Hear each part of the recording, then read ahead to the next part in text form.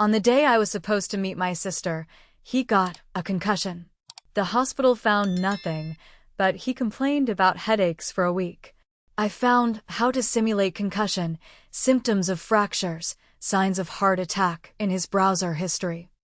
I've been married for 4 years now, and looking back, I can't believe how blind I was to what was happening. It all started so gradually that I didn't even notice the pattern forming. My husband always seemed to have the worst luck with timing. Every single time I made plans with friends or family, something terrible would happen to him. The first time it happened was about 6 months into our marriage. I had planned a girls' night with my college friends, something I hadn't done in ages because I was so caught up in newlywed bliss. 2 hours before I was supposed to leave, he came home from work clutching his chest, saying he thought he was having heart problems. His face was pale, he was sweating, and he looked genuinely terrified. I immediately drove him to the emergency room, my heart pounding the entire way. We spent 5 hours in the ER. They ran every test imaginable: EKG, blood work, chest X-rays. Everything came back normal. The doctor said it was probably anxiety or maybe something he ate. My husband seemed so relieved and grateful that I had been there for him. He kept saying how scared he was and how he didn't know what he would have done without me. I felt like such a good wife for being there in his moment of need. I called my friends to cancel, explaining the situation. They were understanding, of course. We rescheduled for the following weekend. But wouldn't you know it, that weekend, he threw out his back while moving some boxes in the garage. He could barely walk and needed me to help him with everything. The weekend after that, he came down with what he claimed was food poisoning from lunch at work. The pattern continued, but I was too caught up in being the caring, devoted wife to see it. My sister started getting frustrated with me. We had been close our entire lives, talking almost daily and seeing each other at least twice a month. But suddenly, I was constantly canceling our plans. She'd invite me to dinner, and I'd have to bail because my husband had a migraine so severe he couldn't function. She'd ask me to go shopping, and I'd have to decline because he'd pulled a muscle and needed me to take care of him. The thing is, these weren't just minor complaints. They seemed like genuine emergencies every single time. He would be in obvious pain, or clearly sick, or genuinely distressed about whatever was happening. How could I possibly leave him in those conditions? What kind of wife abandons her husband when he's suffering? My friends started making jokes about it. Not mean jokes, but the kind of comments that should have been red flags. "Your husband sure has bad luck," they'd say. Or maybe he should see a doctor about all these health issues. But I always had explanations. He was stressed at work. He wasn't sleeping well. He had always been accident-prone. I defended him without even realizing I was making excuses. The incidents became more creative over time. Once, when I was supposed to have lunch with my mom, he called me frantically from work saying there were suspicious people hanging around our house. He had supposedly driven by during his lunch break and noticed them walking around our property, looking in windows. I rushed home immediately, terrified that we were about to be burglarized. When I got there, I didn't see anyone, but he insisted they had been there. We spent the afternoon calling the police and checking all our locks and security systems. Another time, when I had tickets to see a show with my best friend from high school, our car mysteriously wouldn't start. He had tried to run errands that morning and came back saying the engine was making terrible noises and the car was completely dead. We had to call a tow truck and spend the entire evening dealing with the breakdown. The next day, the mechanic said there was nothing wrong with the car, maybe just a loose battery connection that had somehow fixed itself. I started feeling incredibly isolated without fully understanding why. My relationships with friends and family became strained because I was constantly canceling plans or leaving early because of some crisis at home. People stopped inviting me places because they knew I probably wouldn't show up anyway. My sister and I went from talking every day to maybe once a week, and our conversations became shorter and more distant. The worst part was how guilty I felt about feeling resentful. Here was my husband, dealing with all these health problems and emergencies, and sometimes I would catch myself feeling annoyed that his timing was always so terrible. What kind of person gets irritated at their spouse for being sick or having accidents? I started thinking there was something wrong with me for having these selfish thoughts. My husband, meanwhile, seemed to thrive on the attention and care I gave him during these episodes. He would be so appreciative, so loving, telling me how lucky he was to have such a devoted wife. He'd bring me flowers after he recovered from whatever ailment had struck him. He'd cook dinner or plan a special evening at home to make up for the disrupted plans. It felt like these crises, as terrible as they were, actually brought us closer together. The breaking point came last month. My sister had been trying to schedule a dinner with me for weeks. She had some important news she wanted to share in person. I suspected she might be engaged or pregnant or had gotten a promotion. We finally settled on a Saturday evening at her favorite restaurant. I was genuinely excited because we hadn't had quality time together in months. That Saturday morning, everything seemed normal. My husband was in a great mood, making breakfast and talking about his plans to watch the game with some friends. Around noon, I started getting ready for my evening out.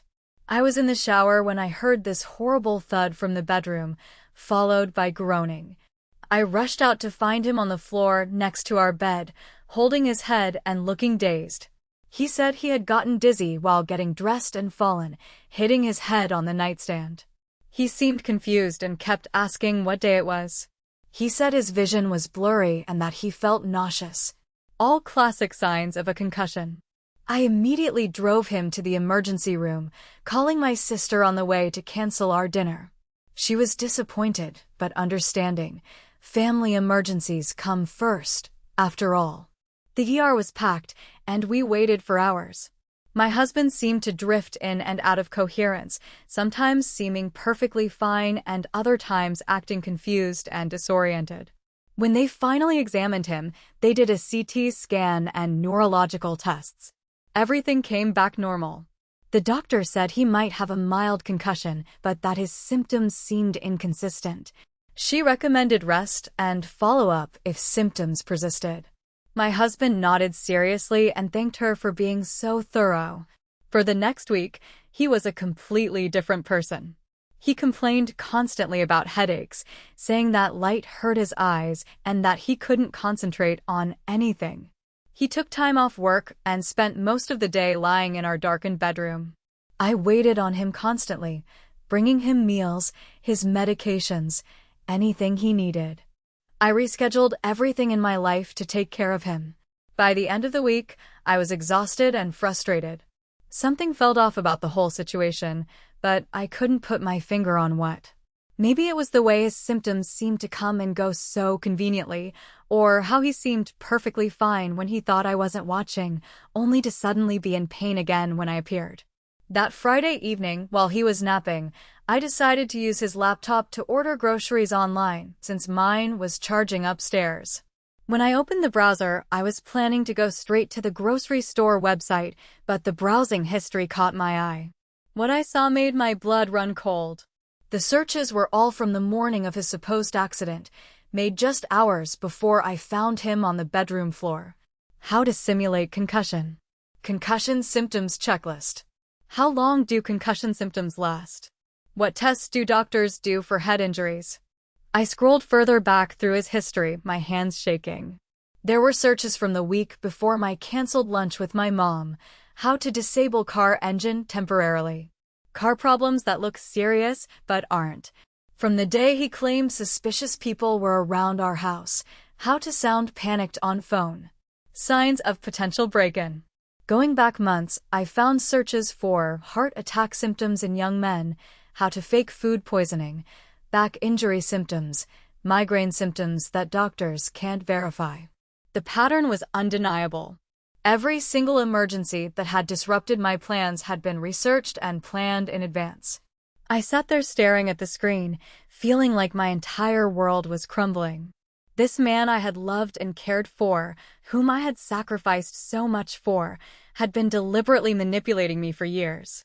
He had stolen countless hours of my life, destroyed my relationships with friends and family, and made me question my own character, all so he could keep me isolated and under his control. The rage that filled me was unlike anything I had ever experienced. I wanted to storm into the bedroom and confront him immediately, to scream at him for what he had done to me. But something held me back. Maybe it was the realization that if I confronted him now, he would just deny everything or come up with some explanation that would make me doubt what I had seen. Instead, I took screenshots of everything. Page after page of search history, all the evidence of his deception. Then I quietly closed the laptop and tried to act normal when he woke up from his nap, still complaining about his head. Over the next few days, I started paying closer attention to his behavior. I watched him when he didn't know I was looking. I noticed how his symptoms seemed to disappear when he was doing something he enjoyed, only to return when I was around. I saw him checking his phone normally, despite claiming that screens hurt his concussed brain. I caught him moving normally when he thought I was out of the room, even though he had been walking carefully and slowly whenever I was present. The hardest part was pretending everything was normal while I figured out what to do. I had to continue playing the role of the caring, concerned wife while inside I was screaming. I brought him soup and medicine, asked how he was feeling, dimmed the lights for his sensitive eyes, all while knowing it was completely fake. I started reaching out to friends and family I had neglected. I called my sister and apologized for all the canceled plans over the years. I didn't tell her what I had discovered yet, but I started rebuilding those bridges I had allowed my husband to burn. It felt strange at first. Some of these people I hadn't really talked to in months or even years because of all the emergencies that had kept me away. What surprised me was how welcoming everyone was. My sister was thrilled to hear from me and immediately started making plans for us to get together. My friends acted like no time had passed at all. It made me realize how much I had missed these relationships and how isolated I had become. I also started thinking about all the other ways my husband had been controlling without me realizing it. How he always had opinions about my clothes when I was going out. How he would get quiet and sulky when I talked about work friends or activities I enjoyed. How he always seemed to need extra attention and care right when I was feeling independent or happy about something in my own life. The manipulation went so much deeper than just the fake emergencies. Those were just the most obvious examples.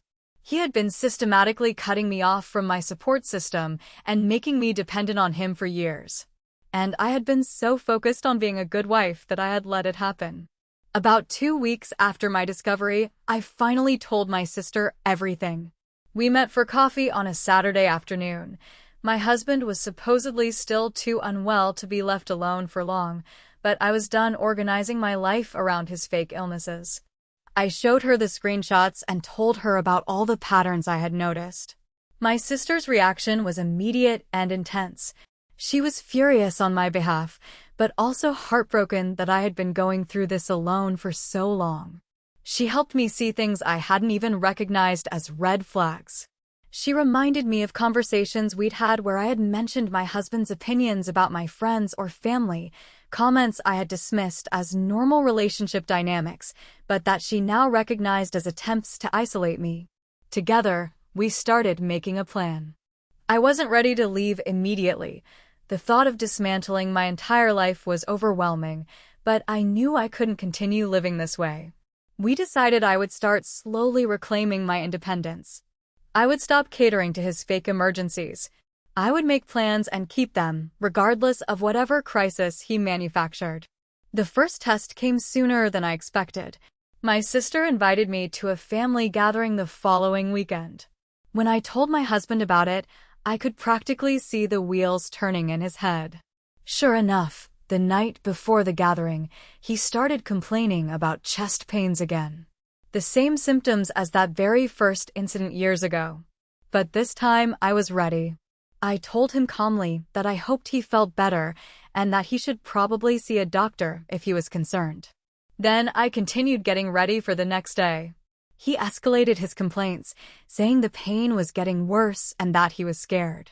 I suggested he call an ambulance if it was truly an emergency, but that I had commitments I needed to keep. The look on his face was something I'll never forget. Confusion, anger, and panic all rolled into one. He clearly had not expected this reaction from me. He tried a few more approaches, saying he just needed me to stay with him for a little while, promising he'd be fine if I just helped him get through the worst of it. But I held firm. I went to the family gathering. It was the first time I had been to one in over a year, and it felt incredible to be around people who loved me without any conditions or manipulation. My husband's chest pains mysteriously disappeared while I was gone, and he never mentioned them again. Over the following weeks, I continued this approach. When he manufactured problems, I expressed appropriate concern, but didn't automatically sacrifice my plans. It was amazing how quickly his health issues began to resolve when they no longer got him the attention and control he was seeking. I also started making changes in other areas of our relationship. I stopped asking his opinion about my clothes or plans. I began making decisions independently and informing him rather than seeking his approval. I reconnected with old friends and made new ones. I signed up for activities I had always wanted to try but had somehow never gotten around to during our marriage. His reaction to these changes was telling. He became increasingly desperate in his attempts to regain control. The fake emergencies became more frequent and more dramatic. When those stopped working, he tried other tactics: sulking, guilt trips, accusations that I didn't care about him anymore. He started picking fights about small things, trying to create drama that would force me to focus on our relationship problems instead of my own growth. But I had seen behind the curtain now. I knew what he was doing and why. Every manipulation attempt just reinforced my decision to reclaim my independence. I wasn't angry anymore. That had burned out during those first few weeks after my discovery. Now I just felt sad for both of us. Sad that he felt so insecure and controlling that he needed to manipulate me to keep me close. And sad for myself, for all the time and relationships I had lost to his deception. The final straw came about 3 months after I had found the browser history. I had been offered an opportunity to take a weekend trip with some work colleagues, a chance to attend a conference in another city. It was exactly the kind of thing I would have automatically declined in the past, worried about leaving my husband alone or feeling guilty about doing something just for myself. But I decided to accept. When I told him about it, he immediately launched into concerns about the expense, the timing, whether it was really necessary for my career. When those objections didn't work, the familiar pattern began. The day before I was supposed to leave, he woke up claiming he couldn't move his neck, saying he must have slept wrong but that the pain was unbearable. This time, I didn't even hesitate. I wished him well, suggested some over-the-counter pain medication, and finished packing my bag. When he realized I was actually going to leave, he became desperate. He started crying, saying I had changed and that I didn't love him anymore. He begged me not to go, claiming he needed me. In that moment, looking at this grown man crying and begging because his manipulation wasn't working, I realized that I didn't love him anymore. Or maybe I loved the person I had thought he was, but that person had never really existed. The man I had married was someone who was willing to lie to me, manipulate me, and isolate me from everyone I cared about just to maintain control over me. I went on the trip. It was incredible. 3 days of interesting sessions, great conversations with colleagues, and time to think clearly without the constant background stress of wondering what crisis would arise next. When I came back, my husband's neck had miraculously healed, and he acted like nothing had happened. But something had definitely changed for me. I realized that I couldn't continue living this way. Not because I was angry or wanted to punish him, but because I deserved a relationship built on honesty and respect. I deserved a partner who wanted me to have friendships and family relationships, who supported my independence rather than trying to undermine it. The conversation about separation was difficult but not surprising. He alternated between promising to change, denying that he had done anything wrong, and trying to convince me that I was overreacting to normal relationship problems. But I had done my research too by then. I had learned about manipulation tactics and emotional abuse. I understood that this pattern wasn't something that would change easily or quickly, and I wasn't willing to spend more years of my life finding out. Moving out was both terrifying and liberating. I had become so accustomed to organizing my life around someone else's needs and crises that making decisions solely for myself felt strange at first. But it also felt incredible. I could make plans without worrying about what emergency might arise to derail them. I could spend time with friends and family without feeling guilty or anxious about what was happening at home. The hardest part was dealing with the guilt and self-doubt. Even knowing what I knew about his manipulation, part of me still wondered if I was making a mistake. Had I overreacted? Was I throwing away a marriage over something that could be fixed? These doubts were especially strong during quiet moments when I missed the good parts of our relationship, the inside jokes, the comfortable routines, the feeling of being part of a team. But then I would remember all the canceled plans, all the worried phone calls to friends and family explaining why I couldn't make it to important events in their lives. I would think about how isolated I had become, how I had started to define myself entirely in relation to my husband's needs and problems. I would remember the screenshots on my phone, the undeniable evidence that years of my life had been stolen through deliberate deception. Rebuilding my life hasn't been easy, but it's been worth it. My relationships with friends and family are stronger than they've been in years. I've discovered interests and activities that I had forgotten I enjoyed. I've learned to trust my own instincts again instead of constantly second-guessing myself. Sometimes I wonder if he's found new ways to manipulate other people or if he's learned to recognize and change his behavior.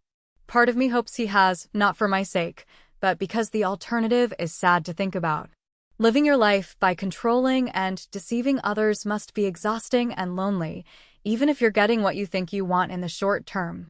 Looking back now, I can see so many red flags that I missed or rationalized away. But I also understand why I missed them. When someone you love and trust is consistently lying to you, especially about something as basic as their health and well-being, it's natural to believe them. When the lies are designed to make you feel needed and important, it's easy to get caught up in the role of caretaker and protector. The experience taught me a lot about the difference between love and control. Real love wants the other person to be happy and fulfilled, even if that means sometimes doing things independently. Real love doesn't require isolation from friends and family. Real love doesn't need to be maintained through deception and manipulation. I'm grateful that I found out the truth, even though it was painful. I'm grateful for the browser history that revealed what was really happening, and for the strength to act on that knowledge.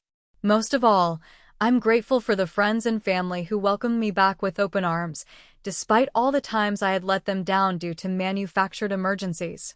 If you're reading this and something feels familiar, trust your instincts. If your partner always seems to have a crisis when you're trying to maintain relationships with other people, if you find yourself constantly canceling plans due to emergencies that somehow always resolve themselves, if you feel isolated but can't quite figure out why, pay attention to those feelings. You deserve relationships built on honesty and respect, and you deserve a partner who wants you to have a full, rich life that includes other people who care about you. The most important thing I learned is that real emergencies don't follow patterns. They don't consistently happen at the most inconvenient times. They don't mysteriously resolve themselves when they're no longer useful. And they definitely don't require internet research to simulate convincingly. Trust yourself and don't let anyone steal your time or relationships through deception, no matter how much they claim to love you.